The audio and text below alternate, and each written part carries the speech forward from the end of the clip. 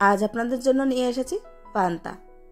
দেখুন বন্ধুরা, পান্তাটা কিন্তু কাঁচা লঙ্কা আর পেঁয়াজ দিয়ে খেতে দারুণ লাগে। তো কখনো কখনো এরকম হয় 2-3 দিন হয়ে যায় পান্তাগুলো খাওয়া হয় না, আর 2-3 দিন পর পান্তাগুলো খেতে মনও চায় না, কিন্তু পান্তাগুলো ফেলে দিতেও মন চায় না।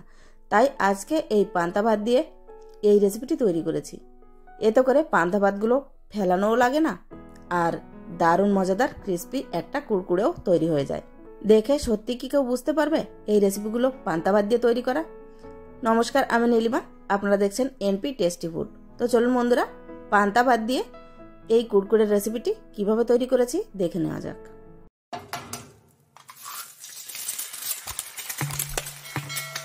তো দেখুন বন্ধুরা, এখানে আমি আজকে এই কুড়কুড়ের রেসিপি তৈরি করার জন্য 2 দিনের পুরনো পান্তা ভাত নিয়ে নিয়েছি। পান্তা ভাতগুলোকে আমি বেশ ভালোভাবে একটা চেকনিতে জল ঝরিয়ে নেব। তো দেখুন, যতটা সম্ভব পান্তা ভাত থেকে সমস্ত জল কিন্তু ঝরিয়ে নিতে হবে। তা আমি এখানে 10 মিনিটের জন্য পান্তা ভাতগুলো চেকনিতেই রেখে দিয়েছি। পান্তা ভাতগুলো থেকে এখন মোটামুটি সম্পূর্ণ জল বেরিয়ে গেছে। এখানে আমার হাতটা আজকে একটু বেশি কালো দেখাচ্ছে, তার কারণ কালকে আমি রাত্রেবেলায় ডুমুর কেটেছিলাম, তার কারণে হাতটা একটু কালো হয়ে গেছে। তো আশা করছি আপনারা সবাই সেটা ইগনোর করবেন। এইবার এই পান্তা ভাতগুলোকে আমি সরাসরি দিয়ে দিচ্ছি একটা মিক্সিং জারের ভেতর, এবং এর একটা স্মুথ পেস্ট তৈরি করে নেব। কোনো প্রকার জল ছাড়াই কিন্তু এই পেস্টটা তৈরি করতে হবে। যদি খুব বেশি জলের প্রয়োজন মনে হয় তাহলে খুবই সামান্য পরিমাণ জল দিতে হবে। তো দেখুন, এখানে আমি একটা স্মুথ পেস্ট তৈরি করে নিয়েছি। এবার এই পেস্টটাকে একটা মিক্সিং বাউলের ভেতর ট্রান্সফার করে নিচ্ছি। সম্পূর্ণ মিশ্রণটাকে মিক্সিং বাউলের ভেতর দিয়ে দেওয়ার পর এর ভেতরে কয়েকটি উপকরণ মিলিয়ে নেব। তো সবার প্রথমে দিয়ে দিচ্ছি 4 চামচের মতো বেসন, আর দিয়ে দিচ্ছি 2 চামচ কর্নফ্লাওয়ার। কর্নফ্লাওয়ারের পরিবর্তে এখানে কিন্তু ময়দাও দেওয়া যেতে পারে। আর দিয়ে দেব 1/2 চামচের মতো গোলমরিচের পাউডার। খুবই সামান্য, ওই ধরুন 1 চিমটার মতো দিয়ে দিচ্ছি বেকিং সোডা। স্বাদ মতন লবণ দিয়ে দিলাম। আর একটা উপকরণ দিয়ে দেবো, সেটা হলো ম্যাগি মশলা। ম্যাগির যে ম্যাজিক মশলাটা হয়ে থাকে সেই মশলাটা নিয়ে নিয়েছি 1 প্যাকেট। সম্পূর্ণ মশলাটা এর ভেতরে ঢেলে দিলাম। এইবার একটা স্পুনের সাহায্যে এই সমস্ত উপকরণ কিন্তু খুব ভালোভাবে মিলিয়ে নেব। এখানে রঙের জন্য অল্প একটু কাশ্মীরি লাল লঙ্কার পাউডার এবং হলুদও দিয়ে দেবেন। আমি দিতে ভুলে গিয়েছিলাম, তাই এই পর্যায়ে এর ভেতরে দিয়ে দিচ্ছি কাশ্মীরি লাল লঙ্কার পাউডার এবং হলুদ গুঁড়ো।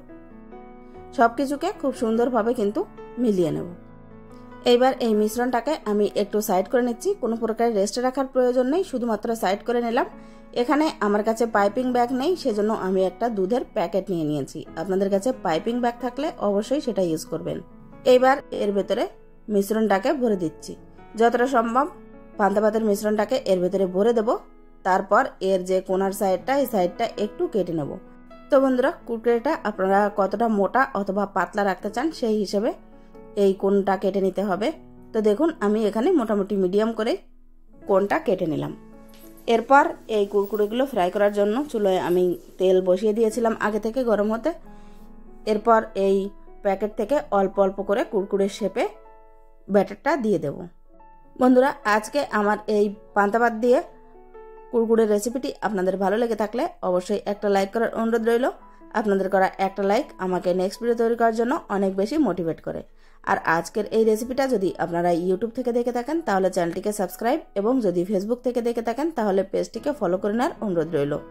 আর যারা অলরেডি সাবস্ক্রাইব করে দিয়েছেন তাদেরকে জানাই অসংখ্য ধন্যবাদ। এভাবেই আমার পাশে থাকবেন।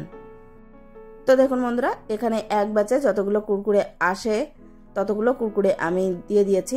এইবার এই কুড়কুড়েগুলোকে একটু সময় নিয়ে লাল করে ফ্রাই করে ভেজে তুলে নিতে হবে। তো দেখুন বন্ধুরা, আওয়াজটা শুনে নিশ্চয়ই বুঝতে পারছেন।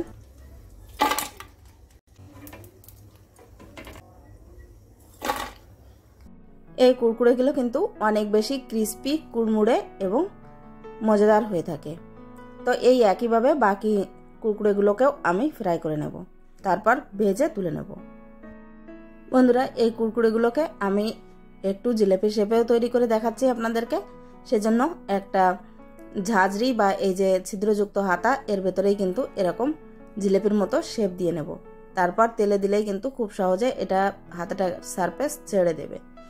এই হাতা ছাড়াও কিন্তু সরাসরি তেলের ভেতরে এই জিলেপির শেপে নাস্তাটা তৈরি করে নেওয়া যায়।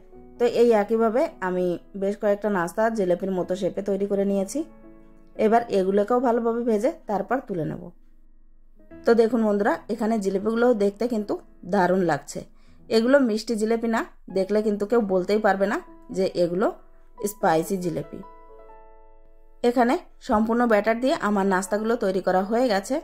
এবার এই নাস্তাগুলোকে আমি আপনাদের দেখিয়ে দিচ্ছি এই নাস্তাগুলো কতটা ক্রিস্পি হয়েছে। তো বন্ধুরা, এখন থেকে বাসি ভাত যদি থেকে যায় বা পান্তা ভাত যদি বেশি পুরনো হয়ে যায় তাহলে ফেলে দেওয়ার কোনো প্রকার দরকার নেই। এইভাবে কুরকুরে বানিয়ে কিন্তু আপনারা স্টোর করেও রাখতে পারেন।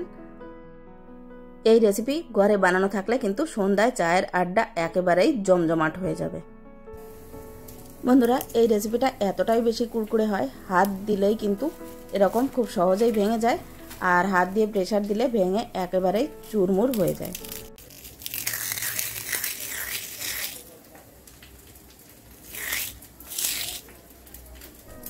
তো আপনারাও বাড়িতে একবার অবশ্যই ট্রাই করে দেখতে পারেন পান্তা ভাত দিয়ে কুরকুরের এই রেসিপিটি। আর যে জিলিপিগুলো আমি তৈরি করেছিলাম সেগুলো আমি আপনাদের অবশ্যই দেখিয়ে দিচ্ছি, সেগুলোও কিন্তু খুব সুন্দর ক্রিস্পি হয়ে থাকে। বাচ্চাদের সামনে দিলে ঝটপট সব নাস্তাই কিন্তু শেষ করে দেবে। এই রেসিপিটা যে পান্তা ভাত দিয়ে তৈরি করা, দেখে কিন্তু কেউ বিশ্বাসই করতে পারবে না। আমি যখন বাড়িতে বানিয়ে সবাইকে বলেছিলাম এই রেসিপিটা কি দিয়ে তৈরি করা, কেউ যদি বলতে পারে, কিন্তু সত্যি কথা বলতে কেউই বলতে পারেনি।